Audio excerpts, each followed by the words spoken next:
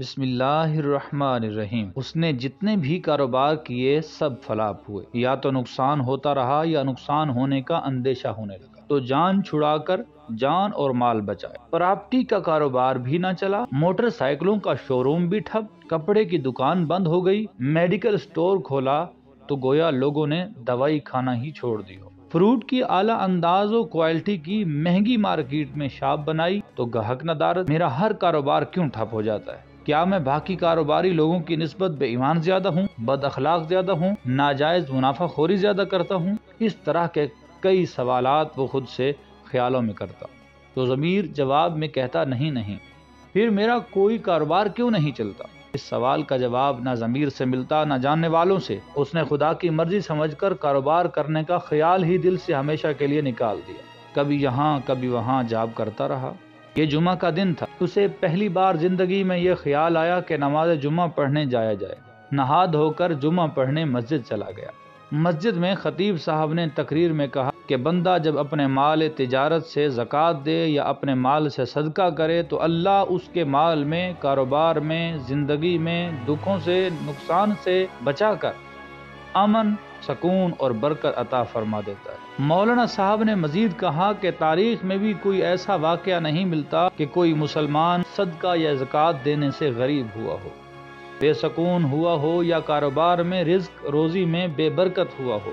البتہ زکوٰۃ نہ دینے والے، صدقات نہ دینے والے بے سکون بھی ہوتے ہیں، بے برکت بھی ہوتے ہیں۔ صدقہ ایک راستے سے جاتا ہے اور دوسرے راستوں سے رزق لے کر آتا ہے، اور اسی طرح زکوٰۃ دینے سے مال بھی پاک ہوتا ہے۔ مولانا صاحب بولے جا رہے تھے، ایک ایک لفظ دل میں اترتا جا رہا تھا۔ وہ سوال جس کا نہ ضمیر جواب دے سکا تھا نہ دوست احباب، وہ جواب آج مولانا صاحب کی تقریر میں اسے مل چکا تھا۔ بس نماز ادا کی اور مولانا صاحب سے ممنون و مشکور انداز سے ملے۔ جیب میں موجود اچھی خاصی رقم بطور ہدیہ مولوی صاحب کی خدمت میں پیش کی اور خوشی خوشی گھر آ گئے۔ بیوی نے وجہ خوشی معلوم کرنا چاہی تو کہا کہ اب میرا کاروبار کبھی ٹھپ نہ ہوگا، میں کاروباری معاملات میں کبھی مشکل نہیں دیکھوں گا، بس تو دیکھتی جا۔ اگلے دن جاب سے استعفیٰ دیا اور سیدھا مولانا صاحب کے پاس پہنچے۔ نصاب زکوٰۃ کی جانکاری لی، گھر آ کر اپنے مال کا حساب کیا اور بستی کے 19 غریب گھرانوں میں زکوٰۃ کی ساری رقم تقسیم کر دی۔ زکوٰۃ کی ادائیگی کے بعد باقی رقم جو اب پاک ہو چکی تھی، اس سے بلڈنگ مٹیریل کا سامان کرائے پر اچھی بڑی دکان لے کر اس میں ڈال دیا۔ پہلے 3-4 ماہ تو کوئی خاص مزہ نہ آیا نفع کے حوالے سے، مگر نقصان بھی نہ ہوا۔ کاروبار میں ترقی و برکت نہ ہوتے دیکھ کر اب آہستہ آہستہ اس کے دل سے مولانا صاحب سے سنی باتوں کا یقین دور ہونے لگا۔ بیوی پہلے ہی مولوی صاحب کی باتوں سے مایوس ہو چکی تھی، روز بروز مایوسی میں اضافہ ہوتا گیا۔ اسی دوران سال پورا ہوا، مولانا صاحب کے پاس گئے اور اپنا سارا رونا رویا، مایوسی اور نا امیدی کا ماتم کیا۔ مولانا نے پھر کہا، پھر اپنے موجودہ مال تجارت سے نصاب کے مطابق زکوٰۃ دو۔ وہ بڑا حیران ہوا اور کہنے لگا کہ مجھ سے اب یہ نہیں ہوگا، میں پچھلے سال بھی آپ کی ہدایت کے مطابق زکوٰۃ دے چکا، مگر کوئی ترقی برکت نہیں ہوئی۔ مولانا بھی کوئی عام مولوی نہ تھا۔ جب سائل کو مایوسی اور بے یقینی کی حدوں کو چھوتا دیکھا تو سمجھ گیا کہ یہ اب قرآنی یا دینی حوالہ جات سے مطمئن ہونے والا نہیں۔ مولانا نے اپنے ایک مالدار نمازی کو، جو مولانا کی ہر بات پر جان چھڑکتے تھے، ان سے سائل کو ضمانت دلائی کہ وہ پھر زکوٰۃ دے شرعی نصاب کے مطابق اور اپنا کاروبار جاری رکھے۔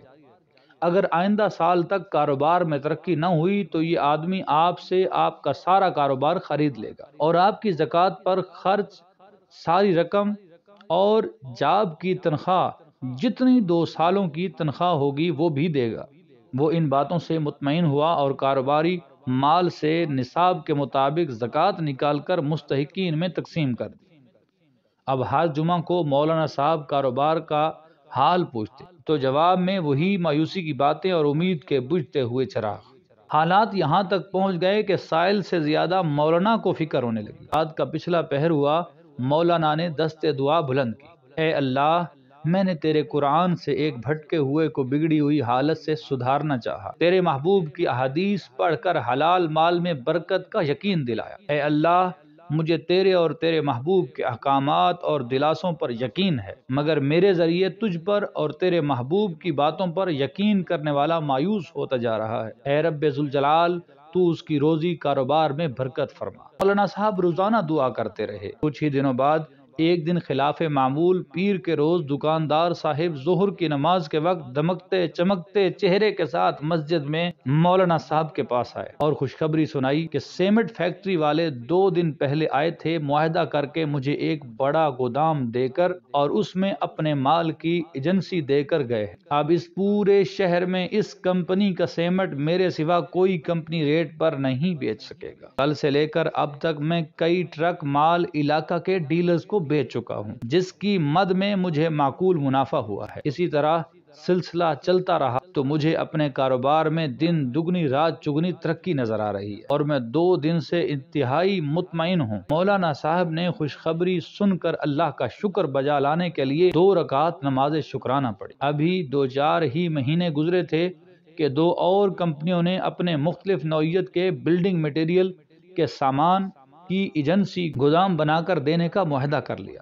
قصہ مختصر، کاروبار میں دن دگنی رات چگنی ترقی ہوتی گئی۔ ناکام تاجر اور اس کی بیوی اب سابقہ نا امیدی پر اللہ سے ہمہ وقت معافی مانگتے ہیں۔ انہوں نے مولانا صاحب کو ایک بڑے شہر میں ایک بہت بڑا ادارہ بنا کر دیا ہے، جس میں یتیم بچوں کی تعلیم و تربیت اور پرورش ہو رہی ہے، اور سارا خرچہ ماضی کا ناکام ترین اور حال کا کامیاب ترین تاجر برداشت کر رہا ہے، اور یہ سب کچھ زکوٰۃ کی ادائیگی کا نتیجہ ہے۔ عقل والوں کے لیے اس واقعے میں بڑی نشانیاں ہیں۔ ناظرین کرام، اگر آپ کو ہماری ویڈیو اچھی لگی، کمنٹس باکس میں اپنی قیمتی رائے کا اظہار کریں، ہمارے چینل کو سبسکرائب کریں، لائک کریں اور شیئر کریں۔ جزاک اللہ خیرہ۔ اگلی ویڈیو کے ساتھ انشاءاللہ جلد حاضر خدمت ہوں گے۔